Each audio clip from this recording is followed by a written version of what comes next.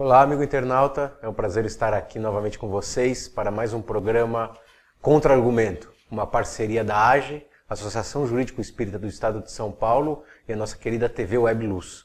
Como vocês já estão acostumados, não trata-se de um programa de entrevista ou de explanação de algum assunto tecnicamente jurídico. Sim, buscamos trazer algum assunto que envolva espiritualidade e ciências sociais, sempre trazendo diversos pontos de vista, não com uma finalidade de convencer ou doutrinar alguém, e sim para que você em casa pense, reflita e chegue na sua própria conclusão dentro da sua evolução, dentro da nossa evolução, cada um na sua. Hoje eu estou aqui com o meu companheiro de AGE e de programa aqui, o Dr. Semi. Tudo bem, Semi? Tudo certo. Hoje somos só nós dois aqui, né? Pois é, hoje estamos nós aqui para um bate-papo. Excepcionalmente não temos algum convidado de fora. Eu e o Semi pensamos em debater com você, amigos, uma questão atual. Esse programa é gravado, mas nós estamos agora em final de maio de 2017, onde o país sofre uma evolução e com várias denúncias que já vem há alguns anos de políticos corruptos, crimes eleitorais e diversas outras condutas consideradas criminosas praticadas por quem está no poder hoje em dia, né, Semi? Isso, exatamente. E isso está mexendo com todos nós, isso está movendo demais as pessoas, né?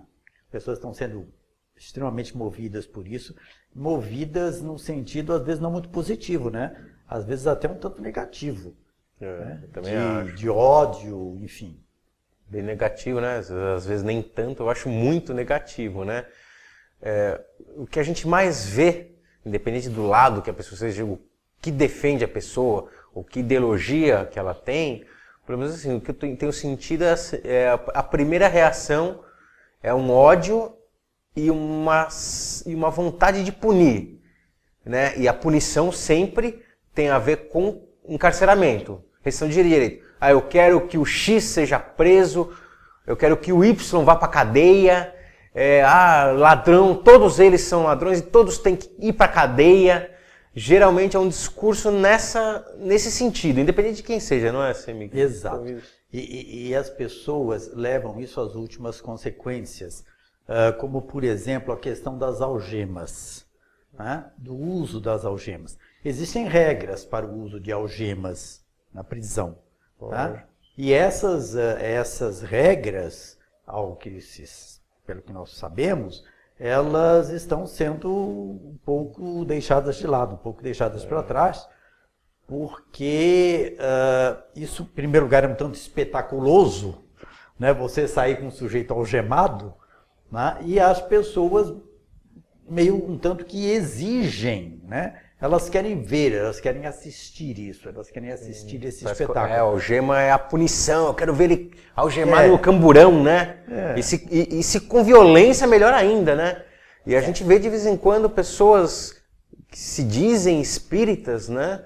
Com esse discurso. Eu acho que a gente em casa tem que refletir sobre isso. Né? E aqui não é uma acusação, nem a gente, porque todos somos humanos, de vez em quando esse sentimento é até humano vir, né? Alguém que roubou alguma coisa nossa, alguém que desvia dinheiro público, a gente sabe todas as consequências disso, que crianças estão deixando de ter uma merenda escolar melhor, e hospitais, porque o fulano, claro, isso traz uma raiva, traz um sentimento, mas na hora que vier, a gente tem que parar, nós como espíritas, e pensar, esse ser humano também que praticou esse ato, é um espírito em evolução, como todos nós.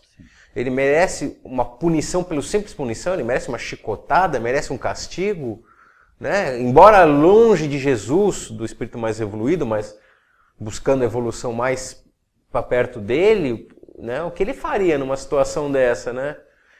O que um espírita, olhando isso, tentando de fora e acalmando as emoções e não fazendo o julgamento já de imediato. Qual seria, na sua opinião, Semi? O que nós espíritas, quando vemos mesmo um crime bem asqueroso como esse, com um desvio de recurso público, né? O que a gente deve sentir e o que a gente deve querer para esse espírito? Veja, primeiramente, eu acho que quem erra tem que se responsabilizar pelo seu erro. Tá? Isso não tem dúvida nenhuma. Quem erra tem que se responsabilizar e responder pelo erro que cometeu. Quem errou vai ter que responder pelo seu erro. Tá? E via de regra, como nós sabemos, na forma da lei. Responder na forma da lei. Tá? Sem esse assodamento. Tá? Esse desejo, eu diria quase que de vingança, de ódio. Tá? Sem o assodamento. Dentro da lei. E uma outra coisa que me ocorre, e eu gostaria de tocar aqui também, e é muito interessante, falando em assodamento, né, é que está se induzindo as pessoas, a maioria das pessoas, em achar que a culpa e a responsabilidade pela situação do país, né, em relação à educação, à saúde, enfim, e uma série de coisas que nós não conseguimos obter por falta de recursos, é de responsabilidade da corrupção e dos corruptores que desviaram umas quantias enormes. E essas quantias enormes enchem os nossos olhos e ouvidos. A gente ouve falar em milhões, em bilhões, e isso nos espanta. Acontece que se nós pararmos para pensar e examinar melhor isto, nós vamos concluir forçosamente que todos esses milhões e bilhões, a nível de orçamento federal, por exemplo, não passam do troco do cafezinho. Sim, claro. Botar a culpa da falta de educação apenas na corrupção é simplista demais, né? É como você falou, acho que a gente transfere a responsabilização, né? Todos nós, ninguém está falando de culpa, né? Como você falou, a pessoa tem que ser responsabilizada e responsável, que ao contrário não é culpada, né?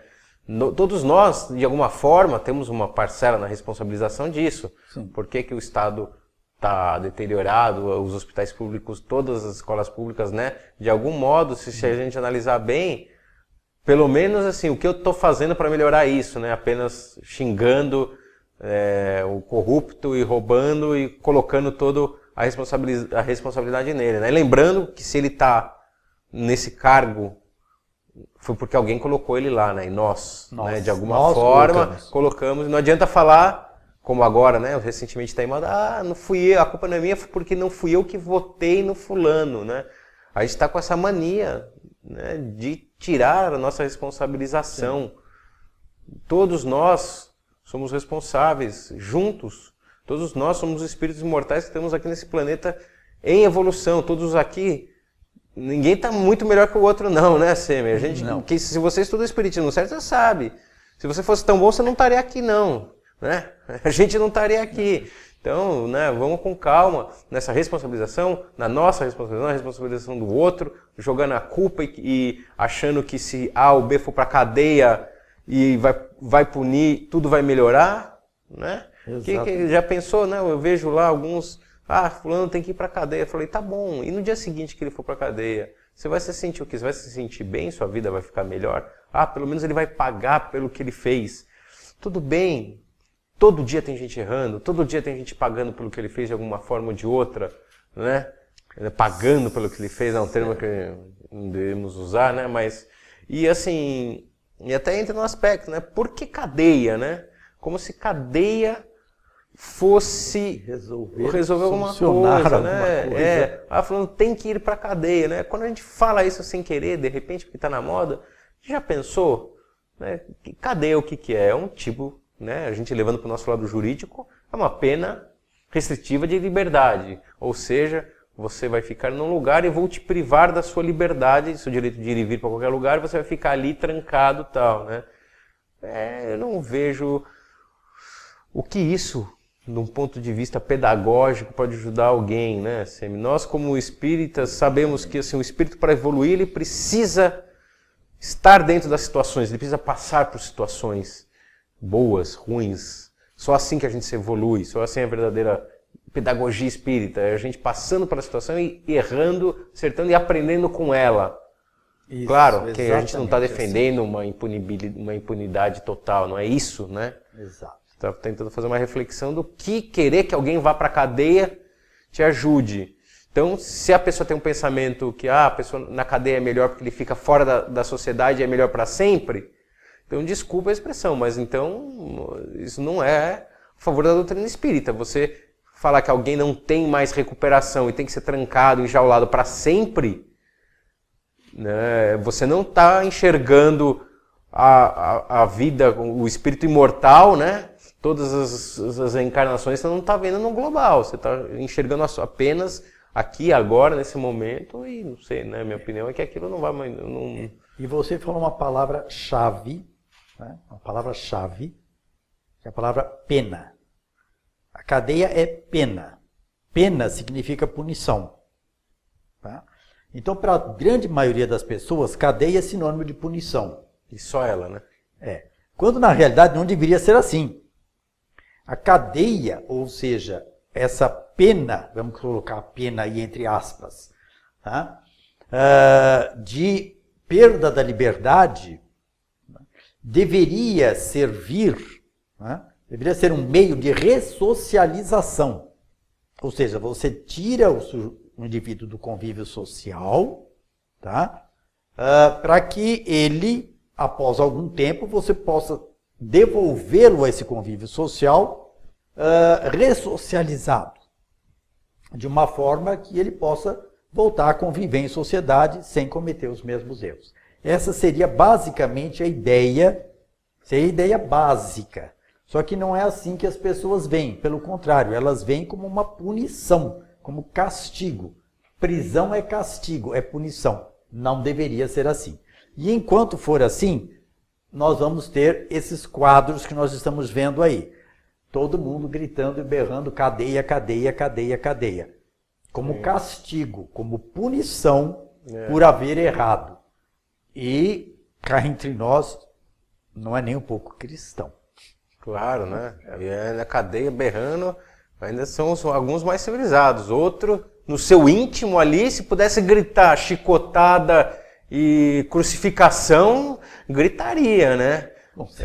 Vamos, né? Vamos crucificar fulano. Eu adoraria ver os pregos ali na mão e deixar a pessoa ali, né? Como se aquilo lá resolvesse alguma coisa, né? Eu falei assim, tudo bem, gente.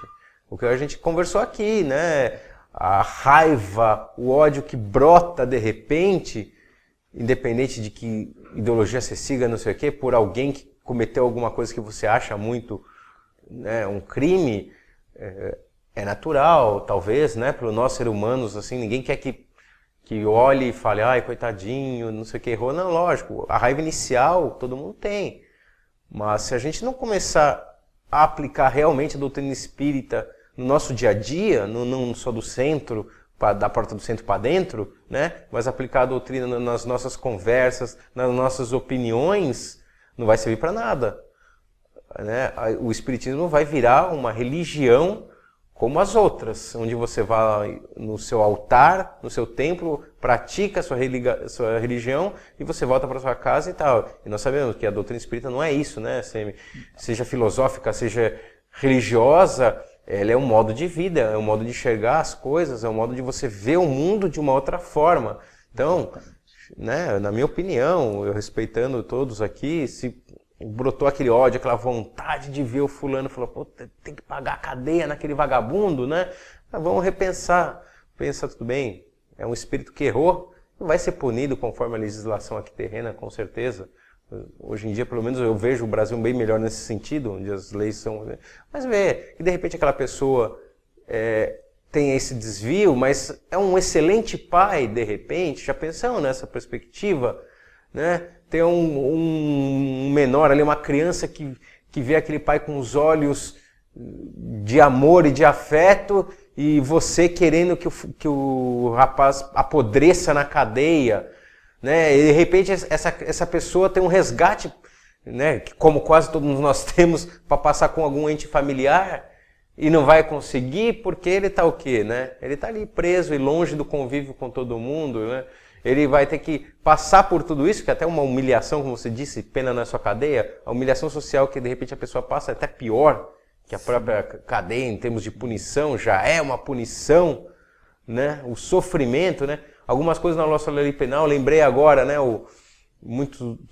Recentemente, tinha aquele aspecto que o pai esqueceu o filho no carro, ele viu falecer, e o pai foi abrandado muito a pena, dizendo que o próprio sofrimento que o pai passou já é uma pena grande. Sim. Então, de repente, né, o próprio sofrimento, a gente vê que a pessoa passa, já é maior que a pena, né? Talvez a gente refletir sobre aí, antes de gritar cadeia, antes de querer uma punição, dizendo, por que eu estou indo junto com o que todo mundo está falando? Né? De repente a gente vai na onda, né? E não para, e reflete e fala, né, o que é isso tudo? O que eu quero? Né? Como fazer um país melhor? Como fazer espíritos melhores? Como fazer uma evolução? Né? Senão a tal, né, pátria do evangelho que alguns pregam, né, está muito longe de ser mesmo. Né? Que pátria do evangelho é essa que grita... mata o ladrão, né? Sem dúvida. E se o Espiritismo não serviu para mudar a sua concepção das coisas, a sua maneira de ver, se, a despeito de haver abraçado o Espiritismo, você ainda sai por aí dizendo que, como a gente ouve tanto hoje, né? Virou moda, bandido bom é bandido morto. Qual é o espírita que vai acreditar numa coisa dessas, sabendo que a morte não é o fim? Né? Que a vida continua. Está se contradizendo. Se o Espiritismo não serviu para criar em você alguma coisa de novo, modificar alguma coisa em você, então não serviu para nada. Falar bandido bom, bandido morto, o mais curioso é que a gente vê a maioria que geralmente é a mesma pessoa, né, que diz isso. E diz assim, defendo a vida contra o aborto, né? Mas eu defendo a vida desde que essa vida não seja um criminoso, porque se for criminoso aí tem que morrer. Então é melhor que morra na barriga da mãe, né? Você vê como, né? De repente a gente entra e fala as coisas sem refletir, sem pensar, sem ser profundo, né? Sem perceber que está se contradizendo. Imagine, eu digo que sou espírita e estou pregando pena de morte. Eu digo que sou espírita e estou pregando prisão perpétua. Eu digo que sou espírita e estou pregando ódio àqueles que erram, que cometem erros. Então você não é espírita. Sim. Né? Você não é espírita, pior. Seria não espírita, bem, é pessoal, mas você não é cristão. Você não... né? Então, tudo bem se não for, mas... né? Dentro aqui no nosso movimento, para você que está assistindo, geralmente, se você está assistindo esse programa, você tem, no mínimo, uma simpatia pela doutrina, pela espiritualidade, vamos falar assim, numa coisa maior do que a doutrina de Kardec, o espiritismo não precisa ser, tantos outros, mas todos seguem a mesma bandeira, né? Da evolução, a evolução constante do ser humano, da recuperação, né, e de aprender com os erros e com os acertos e sempre melhorar, né? Não, e toda e qualquer religião sempre prega o amor ao próximo. Toda religião. Então, seja lá qual for a sua religião, com certeza ela vai pregar o amor. Não tenha dúvida. E a todos os próximos, né? Não são os próximos que eu escolho, né? Exato. Né? O amor incondicional a todos, a toda a humanidade. Ao menos a gente tentar, né? Inclusive, principalmente aqueles que erram. Sim, e se a gente ainda está longe de amar todo mundo, ainda é uma utopia para nós, então vamos pelo menos não odiar todo mundo, né? Exato. Ou não odiar o menos possível, né? Exato. Já é um começo pro amor, né? Com certeza. Amar todo mundo ainda. Já é um caminho, já é um passo adiante no caminho. Legal, obrigado, Semi, aí por esse bate-papo, viu? Eu é que agradeço, muito agradável, por sinal. Legal. Agradecemos a audiência de vocês, esperamos que com isso você reflita em casa, você pense, você chegue às suas próprias conclusões, que pode ser diferente da minha, do Semi, ou do seu vizinho, do seu pai, da sua mãe, mas e ela vai ser respeitada por todos. O importante é isso, né? Pensar não custa nada. Obrigado e até o próximo.